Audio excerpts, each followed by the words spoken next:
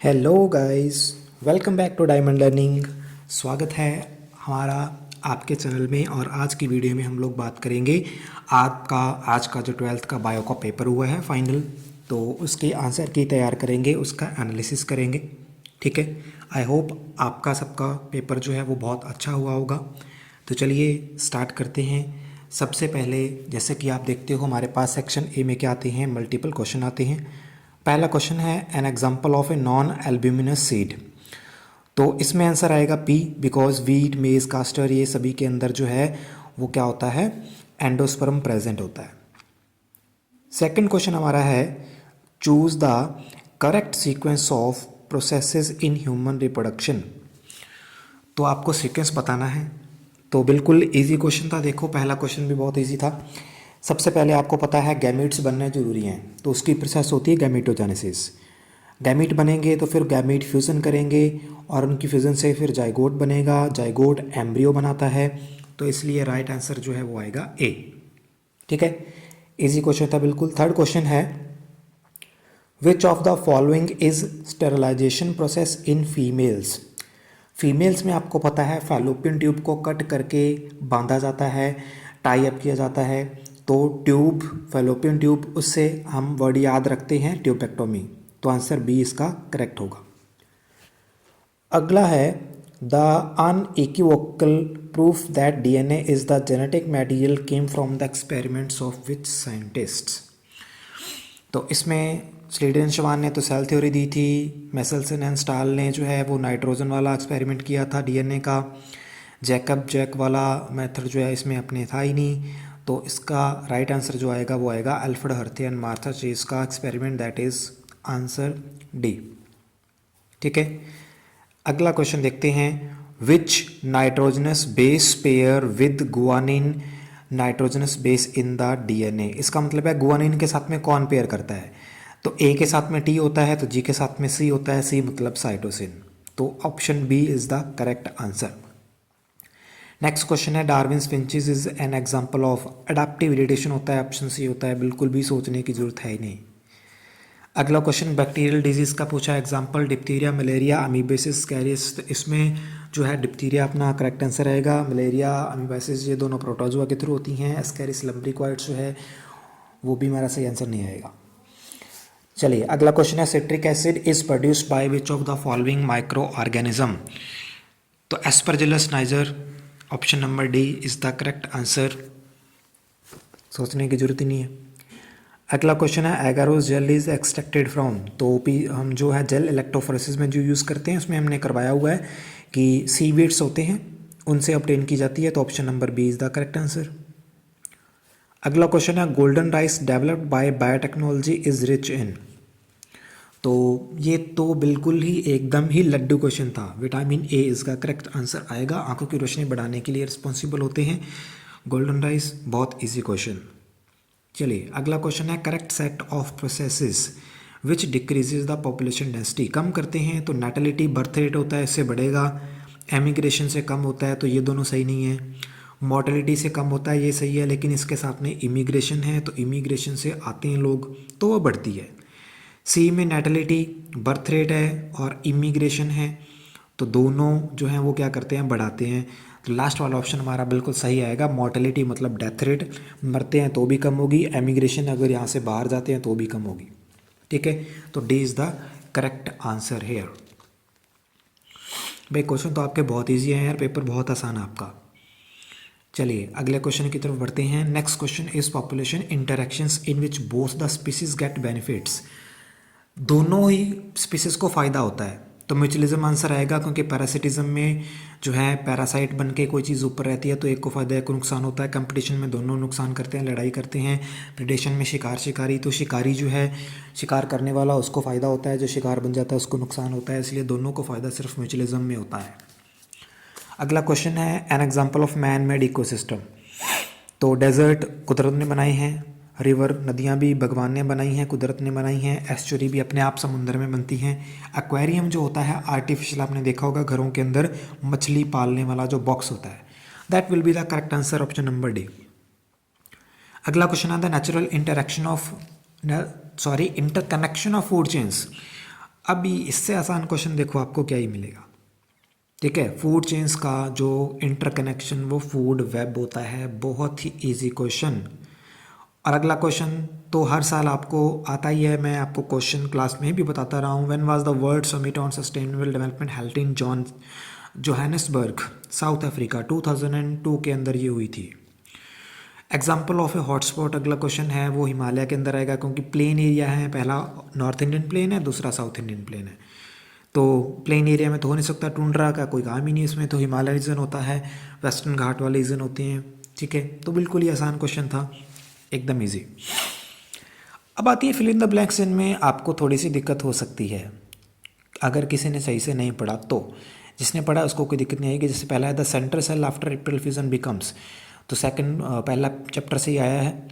अब central cell जो होता है, जो सेकेंडरी हमारा जो है न्यूक्लियस होता है, उसके साथ में जब दूसरा मेल गैमेट बनता है तो वो बनाता है एंडोस्पर्म। एंडोस्पर्म से पहले बनता है प्राइमरी एंडोस्पर्म न्यूक्लियस, प्राथमिक भ्रूण केंद्रक हिंदी में बात करें तो इसकी वीडियो जो है वो मेरा चैनल पर आपको अपलोड की मिल जाएगी, हिंदी मीडियम के लिए है, तो वहाँ से थोड़ा आप चेकआउट कर सकते हो।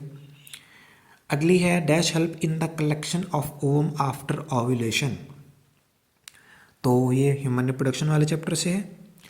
तो इसमें ओवरी जो होती है, ओवरी के साइड में आप देखते हो फिंगर लाइक प्रोजेक्शंस होती हैं। ठीक है, तो वो फिंगर लाइक प्रोजेक्शंस का नाम बताना था आपने, एंड उनको बोला जाता है फिम्ब्री। ठीक है, तो ये फिंगर लाइक प्रोजेक्शन ओवरी में क्या कहलाती हैं, फिम्ब्री। तो ये इसका करेक्ट आंसर आएगा। चलिए अगला क्वेश्चन देखते हैं। Next fill in the blank है to determine the genotype of a tall plant in F2 generation Mendel crossed the tall plant of F2 with a dwarf plant. तो F2 वाला जो tall plant है उसको एक dwarf plant के साथ में उसने क्रॉस करवाया है। तो अगर देखो इस क्वेश्चन में शुरू में आपको बताया है कि कहीं भी अगर आपको जीनोटाइप डिटरमिन करने के बारे में पूछा जाए तो सीधा सा आंसर बताओगे टेस्ट क्रॉस आएगा। जहाँ पर भी आपको पूछा जाए कि जीनोटाइप बताना है तो हमेशा वहाँ पर टेस्ट क्रॉस लिख के आ जाओ। ठीक है, चलिए अगला क्वेश्चन है डिलीशन और insertion of base pairs in DNA causes dash mutation. तो म्यूटेशन की टाइप्स होती हैं बहुत सारी।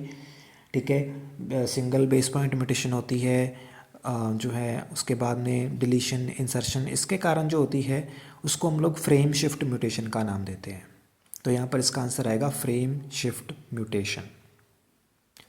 चलिए अगला क्वेश्चन देखते हैं। Dash principle says that allele frequencies in a population are stable and is constant from generation to generation. तो वो होता है हार्डी वेनब्रिक प्रिंसिपल, बहुत बार पढ़ा होगा आपने, इंपॉर्टेंट था। ठीक है, इजी था ये क्वेश्चन। अगला है dash is a protozoan parasite which cause amoebiasis. तो उसका आंसर आएगा एंट अमीबा हिस्टोलिटिका। इजी था अगेन ये क्वेश्चन भी। The puffed up appearance of dough fermented by bacteria is due to the production of dash gas। तो बिल्कुल easy question है भाई, कार्बन डाइऑक्साइड गैस बनती है, आपको पता है। ठीक है, उसी के कारण ही वो डो फूल जाता है, वो आटा फूल जाता है। Next question, the cutting of DNA at specific sites become possible with the discovery of the dash enzyme called as molecular seizures। तो molecular seizure आपको पता है किन एंजाइम्स को बोला जाता है, रेस्ट्रिक्शन एंजाइम्स को। ठीक है, प्रतिबंध एंजाइम जो होते हैं, ये करेक्ट आंसर आएगा। अगला क्वेश्चन देखते हैं। नेक्स्ट क्वेश्चन है the toxin is coded by A gene named dash. तो क्राई जीन्स होती हैं, अभी बीटी कॉटन वाले से पूछा है क्योंकि टॉक्सिन उसी के अंदर होता है ना, जो नीमाटोड आकर उसको अफेक्ट करता है, खाता है, तो नीमाटोड को बचाने के लिए क्राई जीन्स होती हैं। अगला है introduction of the African catfish dash for aquaculture purposes in our rivers. तो ये फिश का नाम बताना था, जो होता है क्लैरियस गैरीपाइनस, ये उस फिश का नाम बताना था, बस इजी था। ओके, अब आते हैं शॉर्ट क्वेश्चन आंसर की तरफ, जिसमें सबसे पहला देखो क्वेश्चन है डिफाइन एपोमिक्सिस। तो बिल्कुल इसी था। एपोमिक्सिस जो है आपको पता है एक ऐसा मेथड होता है जिसके अंदर विदाउट जो है फर्टिलाइजेशन के सीड्स की डेवलपमेंट चलती है। ठीक है, तो जो है इजी क्वेश्चन था ये। नेक्स्ट क्वेश्चन है right type of sex determination in the grass hopper. तो इसकी वीडियो आपको मेरे चैनल पर मिल जाएगी, इंग्लिश मीडियम की ही है, जिसमें सेक्स डिटर्मिनेशन के बारे में मैंने कंप्लीट डिटेल में बताया हुआ है। ह्यूमन में, ग्रास हॉपर, ऐसे इंसेक्ट में, हनी बीज में, जो है हैन के अंदर वगैरह वगैरह। तो उसमें देखोगे ग्रास हॉपर के अंदर जो है XO टाइप का डिटर्मिनेशन मिलता है। तो XO जो है उसमें आपको पता है कि जो मेल होता है उसका एक वाई क्रोमोसोम जो है वो क्या होता है, डिलीट होता है। Right the type of RNA which brings amino acid and reads the genetic code. तो ट्रांसलेशन की प्रोसेस है, तो इसमें आपको पता है कि जो ट्रांसफ़र RNA होता है tRNA, वो उनको लेकर आता है अमाइनो एसिड्स को, और mRNA के चेन के ऊपर लेकर आता है, जहाँ से mRNA चेन आगे बढ़ती है, रीड करती है। ठीक है, अगला क्वेश्चन है right the name of bond between phosphate group and nucleoside in DNA। अगर फॉस्फेट ग्रुप और न्यूक्लियोसाइड का पूछा है तो यहाँ पर आपका आएगा आंसर फॉस्फोडाइएस्टर बॉन्ड। यही अगर आपको पूछ लिया जाता है कि फॉस्फेट ग्रुप और शुगर जो होती है बैकबोन में, उसके बीच में जो बॉन्ड होता है तो वो पेप्टाइड बॉन्ड होता है, लेकिन यहाँ पर आएगा फॉस्फोडाइएस्टर बॉन्ड। ये करेक्ट आंसर है। चलिए अगला क्वेश्चन में आपको पूछा गया what was the approximately brain size of homo erectus man. तो एवोल्यूशन वाले चैप्टर में से है। क्रेनियल कैपेसिटी जो है अलग अलग आपको याद करने को बोला था। तो इसके लगभग जो है अराउंड 950 क्यूबिक सेंटीमीटर जो कैपेसिटी थी हमारे होमो इरेक्टस मैन की। चलिए अगला क्वेश्चन राइट एनालॉगी। तो होमोलोगस और एनालॉगस ऑर्गन में एनालॉगी आपको पता है कि जिसमें जो स्ट्रक्चर जो है वो क्या होती है, डिफरेंट होती है, लेकिन फंक्शन सभी का सेम होता है। जैसे कि बर्ड्स की विंग्स की जो विंग्स है, चाहे वो बर्ड्स की हैं चाहे वो इंसेक्ट की हैं, तो उनमें क्या मिलता है कि साइज़ स्ट्रक्चर में बहुत डिफरेंट होता है, लेकिन सबका काम उड़ने का होता है। तो वो एनालॉगी थी। अगला क्वेश्चन है एक्टिव इम्यूनिटी क्या होती है। तो इम्यूनिटी वाले टॉपिक की भी फुल डिटेल वीडियो जो है मेरे चैनल पर आप देख सकते हो। तो एक्टिव इम्यूनिटी जो है बाद में हम लोग एक्वायर करते हैं। एक्टिव होती है जिसमें हमारे जो है शरीर में एंटीबॉडीज़ का प्रोडक्शन वगैरह होता है, तो वो मतलब जो हमारी एक्टिव इम्यूनिटी होती है। ठीक है, बहुत ईजी क्वेश्चन था ये। अगला क्वेश्चन है right the name of micro organism used in bread making. बिल्कुल आसान है भाई। ब्रेड मेकिंग में हमारा जो बेकर यीस्ट आप बोलते हो, ठीक है, यीस्ट का फंजाई का यूज़ किया जाता है। तो उस फंजाई का नेम क्या होता है आपको याद ही होगा। उस फंजाई का नेम है सैकेरोमाइसिस सेरेविसी। उसी को ही ब्रीवर्स यीस्ट भी बोल देते हैं। ठीक है, तो ये बस आपको वहाँ पर नाम बताना था। चलिए अब सेक्शन बी में आते हैं। सेक्शन बी के अंदर क्वेश्चन है सबसे पहले describe the structure of megasporangium, गुरु बीजाणु धानी की संरचना। इसकी वीडियो हिंदी मीडियम में मैंने बनाई हुई अपने चैनल पर, देख सकते हो। तो बिल्कुल इजी था, मतलब आपको जो है वो ओव्यूल का जो है आपको डायग्राम बनाना था बीजांड का। ठीक है, वही इंटेगुमेंट आपको 2 दिखाने थे, और उसके जो है अंदर आपका न्यूसेलस है, एम्ब्रियोसैक होता है, फिर एम्ब्रियोसैक के अंदर एंटीपोडल सेल होते हैं। ठीक है, सेंटर में जो है आपको सेकेंडरी न्यूक्लियस मिलता है, नीचे एग सेल और साइनर्जिड मिलते हैं। तो ये जो है आपको बताना था, बिल्कुल इजी था। डायग्राम तो आएंगे ही आएंगे, वो आपको पता ही था। ठीक है, अगला क्वेश्चन भी है कि पोलन सैक का TS दिखाना था। तो पोलन सैक का TS भी जो है काफ़ी इजी क्वेश्चन था। वो TS काट के जो हमारे डायग्राम बना होता है, यहाँ पर मैं आपको थोड़ा सा दिखाता हूँ। 4 लेयर्स आपको मिलती हैं। एपिडर्मिस होती है, एंडोथीशियम होती है, मिडल लेयर्स होती हैं, इंटरनल लेयर जो है टेपिटम होती है। उसके बाद में सबसे इनर साइड में स्पोरोजिनस सेल मिलते हैं जो पोलन ग्रेन बनाते हैं। ये डायग्राम था, बिल्कुल ईजी था। चलिए नेक्स्ट क्वेश्चन है right any 3 example of assisted reproductive technologies.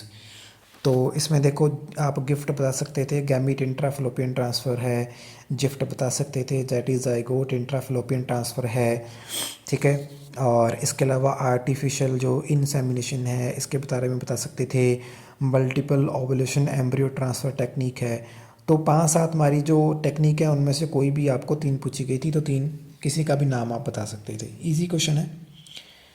Explain reason of sickle cell anaemia, इसमें आपको होता है हमारे आरबीसी की शेप जो है चेंज हो जाती है, सिकल शेप में आ जाता है, और इसका रीज़न था कि हमारे बॉडी के अंदर ग्लाइसिन की जगह पर जो है वैलिन बन जाता है, और उसके बनने के कारण जो है सारी की सारी हमारी हीमोग्लोबिन की शेप जो है उसमें स्ट्रक्चर में गड़बड़ी आ जाती है, जिसके कारण आरबीसी सिकल शेप का हो जाता है।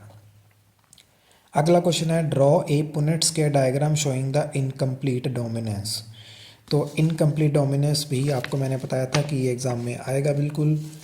ये आपको स्नैपड्रैगन डॉग प्लांट जो है उसके अंदर आपको देखने को मिलती है एग्जांपल, जिसमें आपको बताया कि रेड कलर के फ्लावर और वाइट कलर के फ्लावर का जब हाइब्रिडाइजेशन करवाते हैं तो F1 में सारे पिंक आ जाते हैं, ठीक है। और इसकी जो रेशो है फिनोटिपिक हो चाहे वो जीनोटिपिक रेशो हो, तो इसकी रेशो दोनों के अंदर सेम आती है, और वो रेशो कितनी होती है, वो रेशो हमारी होती है 1:2:1, ठीक है। फिनोटाइप जीनोटाइप ये सेम रहती है, तो वो एग्जांपल बतानी थी, बस आपने उसका डायग्राम पूछा था आपको। चलिए अगला क्वेश्चन है, explain the role of micro organisms in sewage treatment. तो प्राइमरी और सेकेंडरी ट्रीटमेंट आपको पता है उसमें काम आते हैं एनारोबिक और एरोबिक दोनों बैक्टीरिया काम में आते हैं। प्राइमरी में जो है पहले वो एरोबिक बैक्टीरिया का काम लिया जाता है और उसके बाद में एनारोबिक बैक्टीरिया का काम लिया जाता है, बस ये रोल आपको वहाँ पर बताना था। अगला क्वेश्चन में है, draw a labelled diagram of biogas plant. तो बायोगैस प्लांट वाला डायग्राम किसने नहीं बनाया होगा यार, 10th 9th 8th इसके अंदर हम लोग कितना करते आ रहे हैं छोटी क्लासेस में से, कितना आसान पेपर है देखो, है ना। इससे ज़्यादा आसान आपको क्या ही दे देगा क्वेश्चन। एक साइड से हम गोबर डालते हैं, सेंटर में ज़मीन में गाड़ कर टंकी, उसके अंदर जो है डाइजेशन चलती रहती है। एक साइड से हम जो है उसका स्लरी निकाल देते हैं, वेस्ट मटेरियल जो खाद बन जाती है। एक साइड टैंक के ऊपर में से हम लोग क्या करते हैं, पाइप निकाल के गैस का आउटलेट निकाल लेते हैं। कितना आसान था यार, बहुत इजी पेपर है भाई, मज़ा आ गया पेपर देख के। अगला क्वेश्चन है, write one method of introducing foreign DNA into host cell. तो 3-4 मेथड आपके बताए गए हैं, ठीक है, जैसे कि जो बायोगन जो है मेथड है, शॉटगन मेथड है, ठीक है। एक जो है इलेक्ट्रोप्लेटिंग वाला जो मेथड होता है वो वाला मेथड है, जीन गन ये हमारा वो भी मेथड है। तो मतलब ये 2-3 मेथड बताए गए थे, उनमें से कोई भी एक बता सकते थे, ईजी था।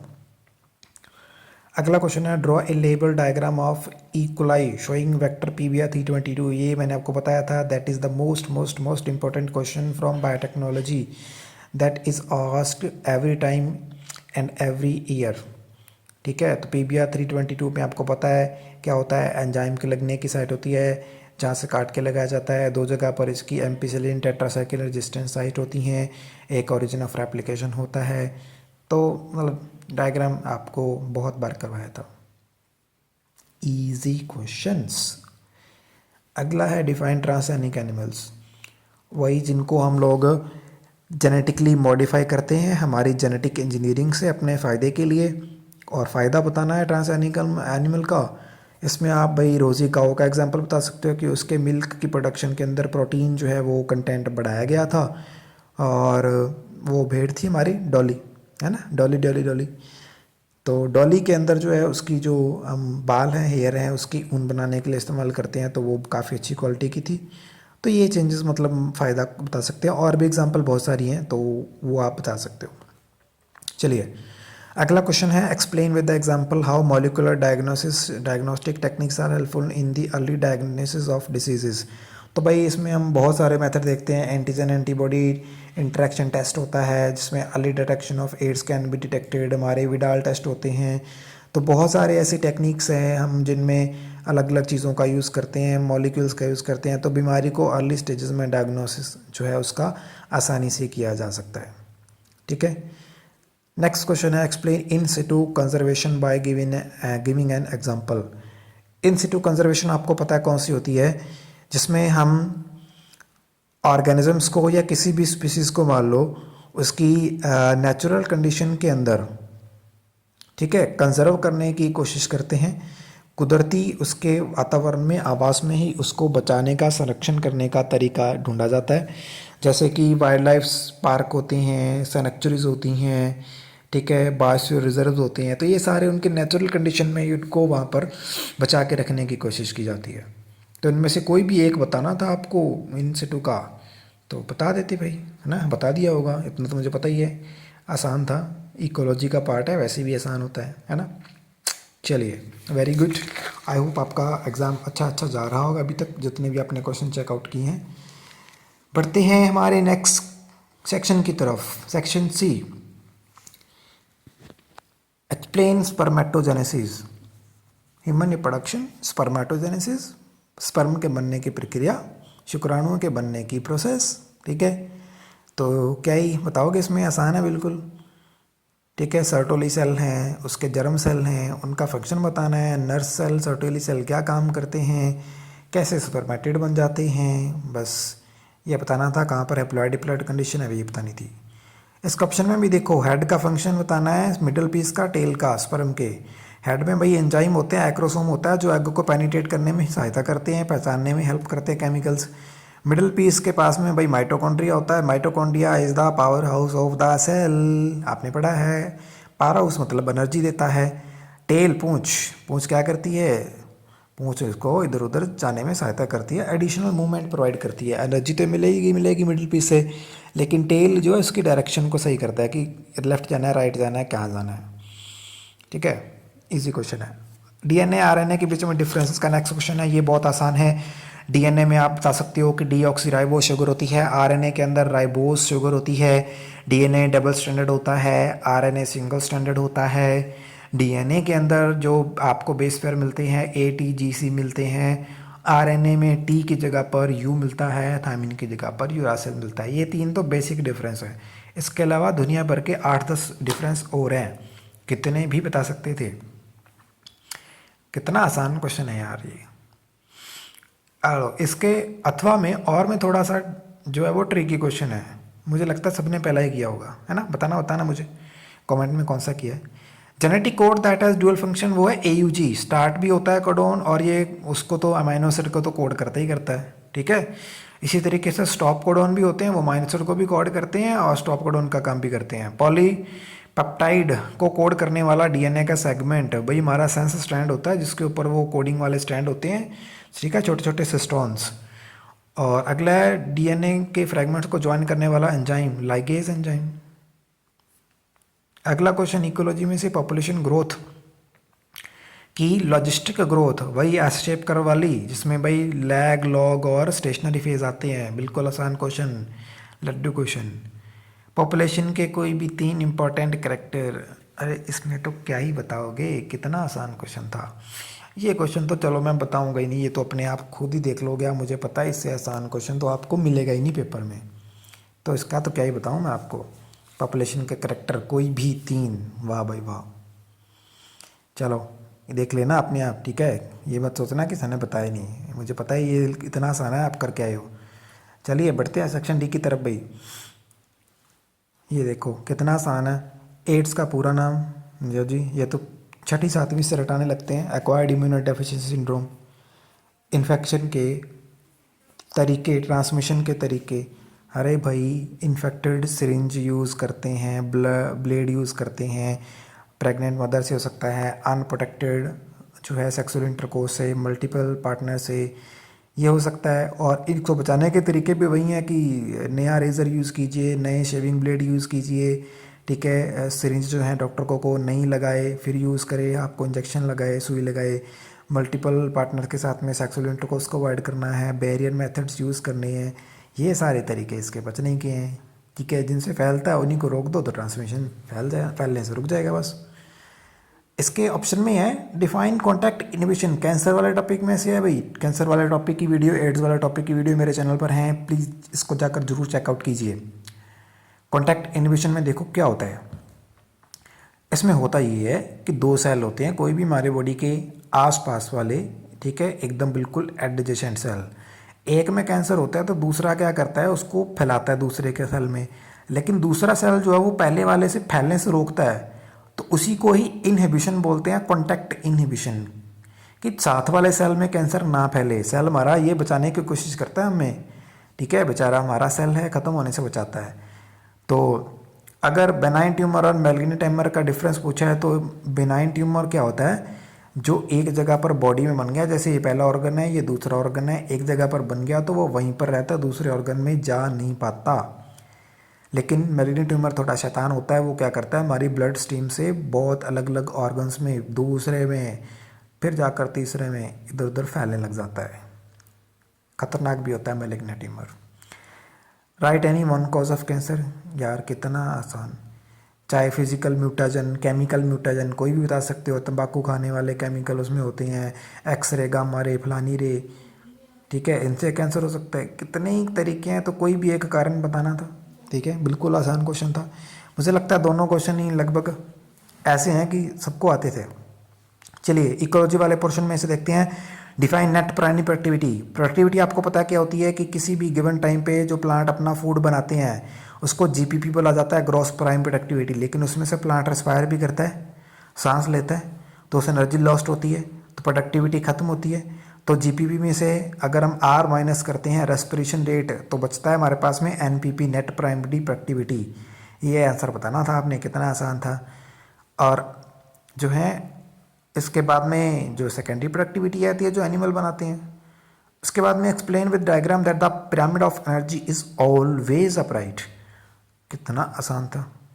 एनर्जी का पिरामिड बताने के लिए 10% लॉ ऑफ एनर्जी का यूज़ कर सकते थे, बता सकते थे। एक क्या बनाना था, पिरामिड बनाना था, त्रिकोण बनानी थी, ट्रायंगल बनानी थी उसमें, ठीक है। सबसे नीचे लेवल जो हमारा प्राइमरी, सबसे पहला जो ट्रॉफिक लेवल है, दूसरा ट्रॉफिक लेवल है, तीसरा चौथा, ये ट्रॉफिक लेवल दिखा देने थे। दिखाता हूँ मैं।